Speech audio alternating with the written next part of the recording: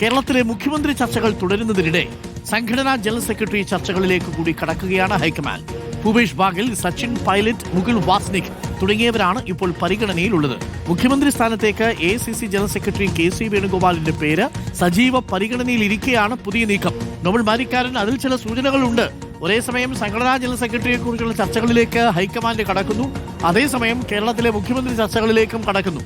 സംഘടനാ general secretary എന്ന നിലയിൽ 7 വർഷം പൂർത്തിയാക്കുന്ന വേണുഗോപാലിന് കേരളത്തിൽ മുഖ്യമന്ത്രിയായ ഒരു അവസരം ഒരുക്കി അവിടെ നിന്ന് വളരെ അനുയോജ്യമായൊരു യാത്രയപ്പ് കൊടുക്കാൻ വേണ്ടിയാണ് ഹൈക്കമാൻഡ് ശ്രമിക്കുന്നത്.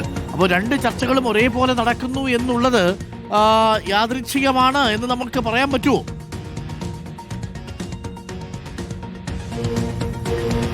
അരുൺ, കോൺഗ്രസ് ഹൈക്കമാൻഡിന്റെ കാര്യത്തിൽ ഒരു ചരിത്രം ആവർത്തിക്കുകയാണോ എന്ന സൂചനയാണ് പുറത്തേക്ക് വരുന്നത്. കാരണം മുൻപ് അശോക് ഗെഹ്ലോട്ട് രാജസ്ഥാൻ മുഖ്യമന്ത്രിയായി പോകുമ്പോൾ ഇതേ സാഹചര്യം തന്നെയായിരുന്നു കോൺഗ്രസ് ഹൈക്കമാൻഡിന് മുന്നിൽ ഉണ്ടായത്. അതേ സാഹചര്യത്തിലേക്ക് വീണ്ടും ഒരിക്കൽ കൂടി എത്തിയിരിക്കുന്നു എന്ന് വേണം വിലയിരുത്താൻ. ഒരു വശത്ത് KC വേണുഗോപാലിന്റെ പേര് സജീവമായി തന്നെ മുഖ്യമന്ത്രി സ്ഥാനത്തേക്ക് ഉണ്ട്. അതേസമയം അദ്ദേഹത്തെ മുഖ്യമന്ത്രി സ്ഥാനത്തേക്ക് എത്തിക്കാൻ വേണ്ടിയാണ് ഇപ്പോൾ കൂടുതൽ നേതാക്കളെയൊക്കെ ദില്ലിയിലേക്ക് വിളിപ്പിക്കുന്ന അടക്കമുള്ള സൂചനകൾ, അതുമായി ബന്ധപ്പെട്ട അഭിപ്രായ സമന്വയം ഉണ്ടാക്കാനുള്ള നീക്കമൊക്കെ നടക്കുന്നു എന്നൊക്കെ വിലയിരുത്തൽ വരുന്നതിനിടയിലാണ് ഇപ്പോൾ സംഘടനാ ജനറൽ സെക്രട്ടറി പദവിയിലേക്ക് കൂടി ചർച്ചകളിലേക്ക് പാർട്ടി കടന്നിരിക്കുന്നത് എന്ന വിവരം പുറത്തേക്ക് വരുന്നുണ്ട്. പ്രധാനമായും വിശ്വസ്തരായ പല ആളുകളുടെയും പേരുകൾ തന്നെ ആ പദവിയിലേക്ക് പരിഗണിക്കുന്നു എന്ന് പറയുമ്പോൾ KC ഒരുപക്ഷെ കേരളത്തിലേക്ക് പോകുന്നതിന്റെ സൂചന കൂടിയായി നമുക്ക് വിലയിരുത്തേണ്ടി വരും. ഭൂപേഷ് ബാഗൽ, അതോടൊപ്പം തന്നെ സച്ചിൻ പൈലറ്റ്, മുകുൾ വാസ്നിക് അടക്കമുള്ള പേരുകൾ പ്രഥമ പരിഗണനയിൽ ഉണ്ട് എന്നതാണ് ഹൈക്കമാൻഡിനോട് അടുത്ത് നിൽക്കുന്ന ചില ആളുകൾ ഇപ്പോൾ വ്യക്തമാക്കുന്നത്. അങ്ങനെയാണെങ്കിൽ ഒരുപക്ഷെ പ്രത്യേകിച്ച് സംഘടനാ ജനറൽ സെക്രട്ടറി പദവി ഒരു ദിവസം പോലും ഒഴിച്ചിടാൻ കഴിയാത്ത പദവിയാണ്. സ്വാഭാവികമായും മുഖ്യമന്ത്രി പ്രഖ്യാപനം അതൊരു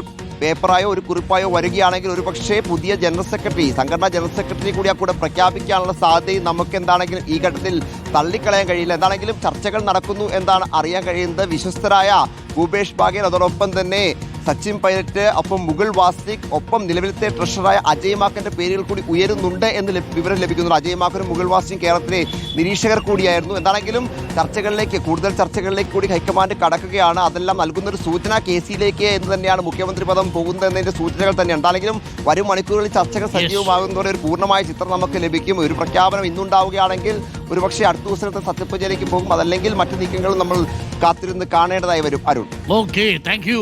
നോബൽ മാരിക്കാരൻ, ഒരു പ്രേക്ഷകൻ ചോദിക്കുന്നുണ്ട് കേട്ടോ. ആ ചോദ്യം വളരെ പ്രസക്തമായ ഒരു ചോദ്യമാണ്. മുഹമ്മദ് ഇർഷാദ് എന്നൊരു പ്രേക്ഷകനാണ്. ചർച്ചകളും അനുനയിപ്പിക്കലും ഒക്കെ കഴിഞ്ഞ് എന്നാണ് ജനങ്ങളുടെ കാര്യങ്ങളൊക്കെ ഒരു തീരുമാനമാവുക എന്ന് ചോദിക്കുന്നത്. പ്രിയപ്പെട്ട മുഹമ്മദ് ഇർഷാദെ, ഞാനങ്ങ് തുറന്നു പറയുകയാണ്, വേറൊന്നും തോന്നരുത്. സംഭവം ആകെ കുളമായിക്കൊണ്ടിരിക്കുക. ഭരണസ്തംഭനമാണ് മിക്ക വകുപ്പുകളിലും. ഫയലുകളൊന്നും അനങ്ങുന്നില്ല. നമ്മുടെ സ്കൂളിന്റെ ഫിറ്റ്നസിന്റെ സർട്ടിഫിക്കറ്റ് കൊടുക്കണം, ആയിട്ടില്ല. SSPയുടെ നേതൃത്വത്തിൽ നടക്കേണ്ട, സർവശിക്ഷാ അഭിയാന്റെ നേതൃത്വത്തിൽ നടക്കേണ്ട പരിശീലന പരിപാടികൾ നടക്കുന്നില്ല. പുസ്തകം ഒരുപക്ഷെ കിട്ടുമായിരിക്കും. പഠിപ്പിക്കാൻ അധ്യാപകർക്ക് മൊഡ്യൂളുകൾ, പുതുതായിട്ട് പരിശീലന ക്ലാസ്സുകളുടെ ഭാഗമായി തയ്യാറാക്കേണ്ട മൊഡ്യൂളുകൾ പഴയത് വെച്ച് തയ്യാറാക്കാനാണ് നിർദ്ദേശം നൽകിയിരിക്കുന്നത്. അവർക്കാണെങ്കിൽ പരിശീലകർക്ക് പൈസയും കിട്ടിയിട്ടില്ല.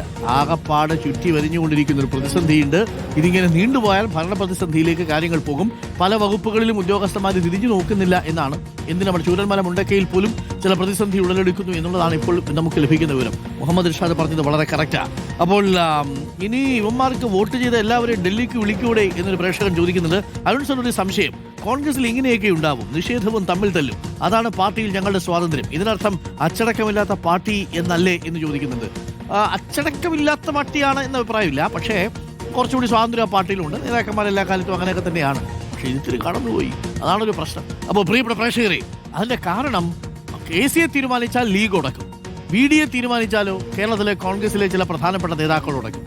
രമേശ് ചെന്നിത്തലയെ തീരുമാനിച്ചാൽ ഉടക്കമുണ്ടാവും, പക്ഷേ ഒരു കോംപ്രമൈസിംഗ് ഫോർമുല എന്ന നിലയിൽ വരും. പക്ഷെ അപ്പോഴും കാര്യങ്ങൾ സങ്കീർണമാണ്.